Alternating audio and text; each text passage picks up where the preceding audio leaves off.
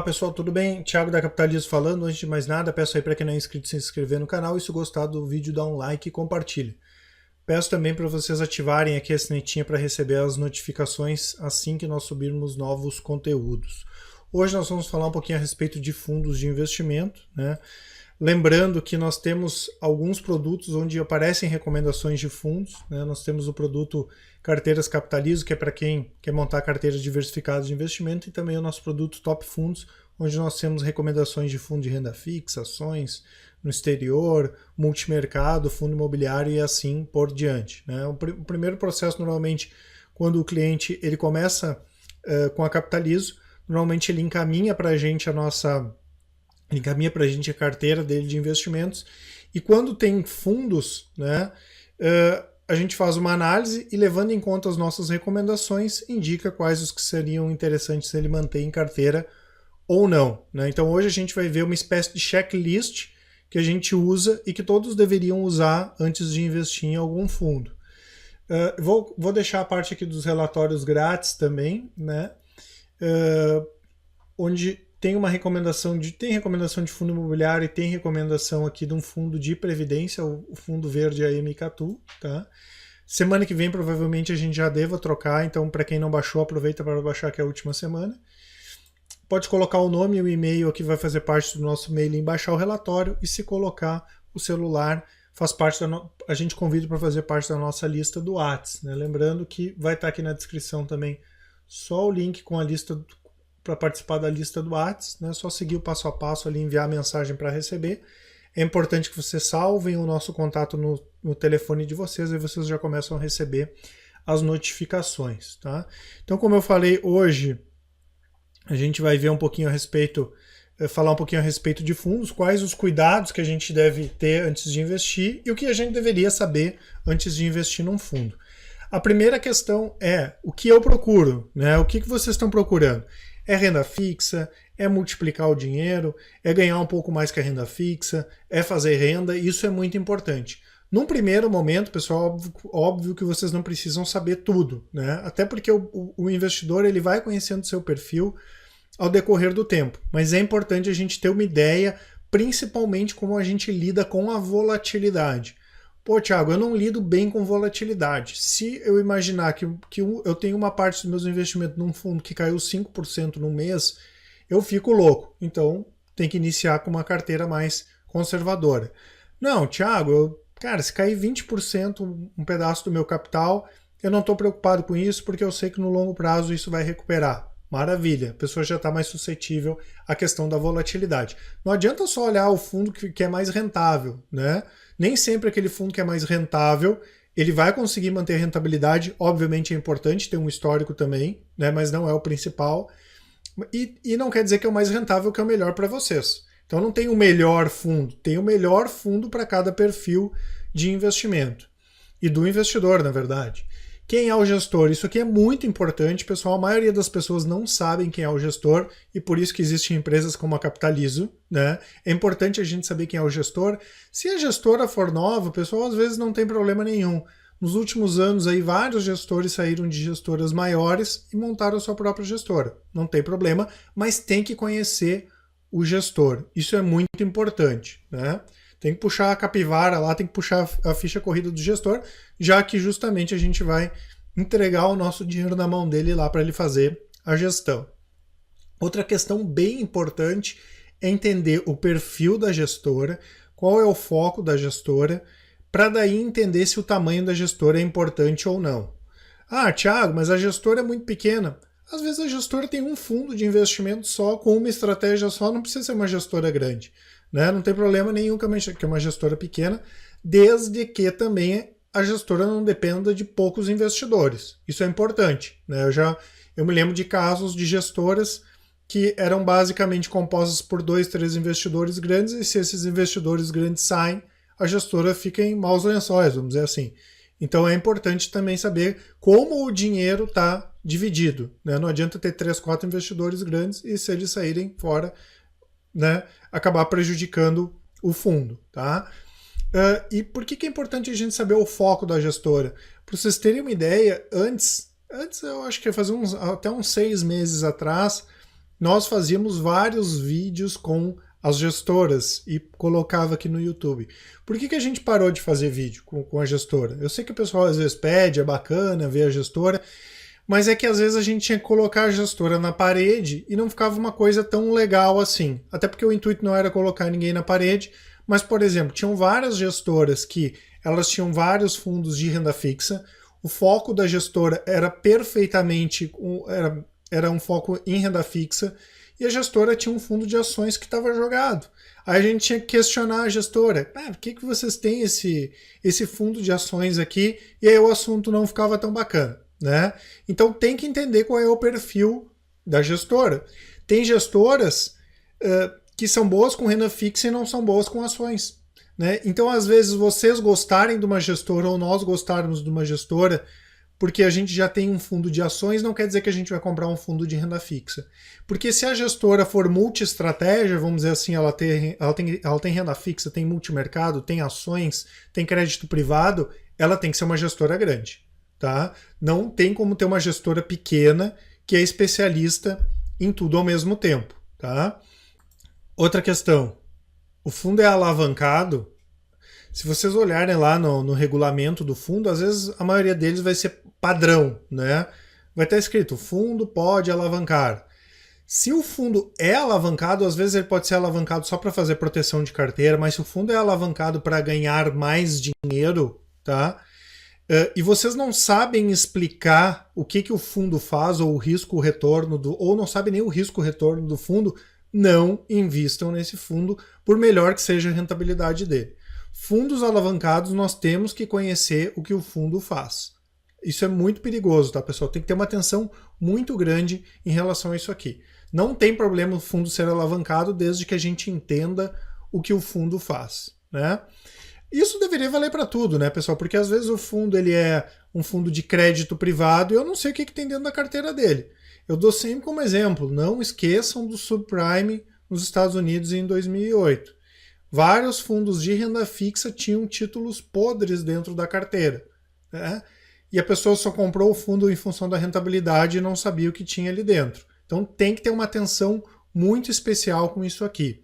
E esse é outro motivo, né, pessoal? Às vezes as pessoas perguntam, pô, Thiago, mas por que vocês não recomendam mais fundos? Porque não tem como abraçar o mercado todo.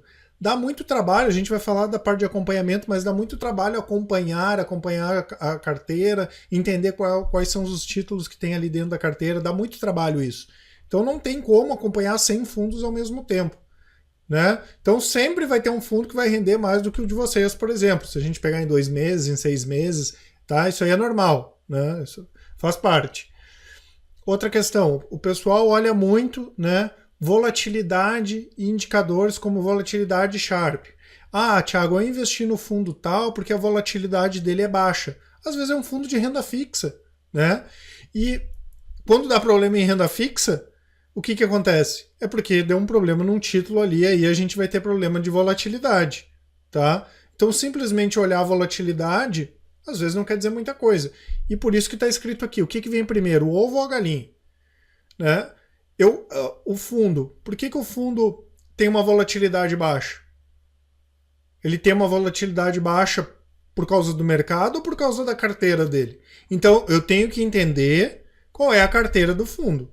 A partir do entendimento da carteira do fundo que eu vou entender a possibilidade dele ter uma volatilidade alta ou uma volatilidade baixa. Porque às vezes o fundo ele tem uma carteira montada para ter uma volatilidade alta e ele não está com uma volatilidade alta. Tá? A gente pega fundos como o da gestora Adam, por exemplo, que são fundos mais agressivos, pode ter um percentual maior em ações, e se a gente pegar um determinado período, né, se pegar períodos mais curtos para analisar, a volatilidade estava até um pouco mais baixa. Porque o fundo estava com uma volatilidade mais baixa, mas a carteira é montada para ter uma volatilidade mais alta, até porque eles buscam um retorno mais alto.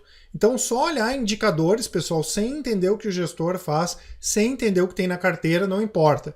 Ah, mas o fundo está há 2 anos com volatilidade baixa. Se de pouco o mercado estava favorável para ele 2 anos, ele ficou lá com uma volatilidade baixa, não quer dizer que nos próximos 2 anos isso vai acontecer igualmente. Tá? Então, tem que entender o que tem na carteira, o que o gestor faz. E aí, a partir daí, a gente vai entender se o fundo tende a ter uma volatilidade baixa ou não. Quais as taxas cobradas, pessoal? Fundo de renda fixa puro, né? 0,40, 0,50, taxa de performance, o QCD, o CDI, né? Maravilha, ok. Cuidado somente com aqueles fundos de banco, né? 3%, 4%, 5%, fujam disso aí, né? Esses tempos até eu fiz um vídeo falando do hiperfundo, aí teve uma pessoa que ficou braba. Tá falando mal do fundo? Pô, mas fundo que cobra 4%, 4,5% de taxa de administração não dá para pagar bem, né? Não dá para falar bem, né? Lembrando, pessoal, que quando o fundo ele divulga a rentabilidade dele, aquela rentabilidade já é livre de taxas. Muita gente acha que não. A única coisa que não é livre ali, que não está contabilizada, é o imposto de renda. Agora, o resto, as taxas tanto de performance quanto de administração, já estão contabilizadas. Fundo de crédito privado pode cobrar até 1% de ADM, fundo de ações pode cobrar 2%, mais 20% que excedeu o Ibovespa, é normal. Tem alguns fundos que não cobram taxa de performance de ações, né, mas que tem uma taxa de ADM maior, 3%, 3,5%, às vezes é uma carteira de dividendos. Ok, isso é padrão do mercado, tá? Outra questão, se a gestora é transparente, isso aqui é primordial, né, pessoal? A gestora tem que ser transparente. Pô, mandei um e-mail, fiz uma ligação, a gestora nos responde, tem a carteira aberta, né? Maravilha, a gestora tem que ser transparente, tem que ter relatório bom, site tem que estar atualizado. Isso é um sinal de transparência, né? E outra coisa que as pessoas têm me perguntado bastante, principalmente os nossos clientes que têm vários fundos que estão fechando para captação. Pô, Thiago, mas que saco, cara, os fundos estão fechando para captação, tô sem... Por que eles fecham? Muitas vezes, pessoal, é pensando no cotista. Fundo que fecha para captação, a gente pega, por exemplo, um fundo de renda fixa.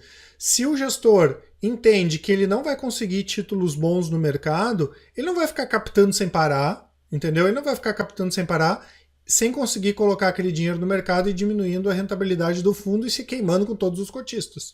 Então, muitas vezes, o fundo fechar para captação é um sinal positivo para o cotista. Cotista, eu estou preocupado contigo. Eu não estou encontrando tanta oportunidade assim no mercado, não estou enxergando oportunidade boa no mercado, e para não prejudicar a nossa rentabilidade, eu vou fechar o fundo para captação. Se na frente ele entender que tem novas oportunidades, o que ele vai fazer? Vai abrir para captação de novo. Aí vai depender de gestor para gestor. Se ele encontrar oportunidades em 6 meses, ele reabre em 6 meses, tá? Desculpa. Lembrando, né, pessoal, que quando o fundo fecha para captação, eu só consigo resgatar. Mesmo que eu já tenha dinheiro lá, eu não consigo mais aplicar. Eu só consigo fazer resgates. Outra pergunta. Quantos fundos ter em carteira? Normalmente, pessoal, a carteira dos fundos já é diversificada. Então eu não preciso ter 20 fundos em carteira. Isso independe do valor, tá, pessoal? Posso ter 10 mil, 20 mil, 1 milhão, 2, 3, 4, 5, 10 milhões. Daqui a pouco eu tenho 6 fundos, 7 fundos em carteira. Tá mais do que bom. Posso ter fundos de perfis diferentes. Um de renda fixa, um de debêntures incentivadas, um multimercado com uma volatilidade mais baixa, um multimercado mais agressivo, um bom fundo de ações, um bom fundo de dividendos. Daqui a pouco eu tenho 5, 6 fundos, ok, a minha carteira já está diversificada, porque a gente não pode esquecer que a carteira dos fundos já é diversificada, né? Então, às vezes eu tenho um fundo de renda fixa que tem 30, 40, 50 títulos diferentes, né? Então facilita o controle e eu tenho a minha carteirinha montada ali, não tem porque ter um monte de fundos diferentes, às vezes fundos fazendo coisas parecidas, né? Às vezes a gente encontra na carteira dos clientes, né? Que a corretora está oferecendo tudo ao mesmo tempo, e aí o cliente tem lá 6, 7 fundos que fazem praticamente a mesma coisa, né? Para que isso? Não tem necessidade, tá? Como eu falei, é importante que a gente conheça o fundo. Conhecendo o fundo, pode ter 2, 3, 5, 6, no máximo, não precisa ter mais do que isso.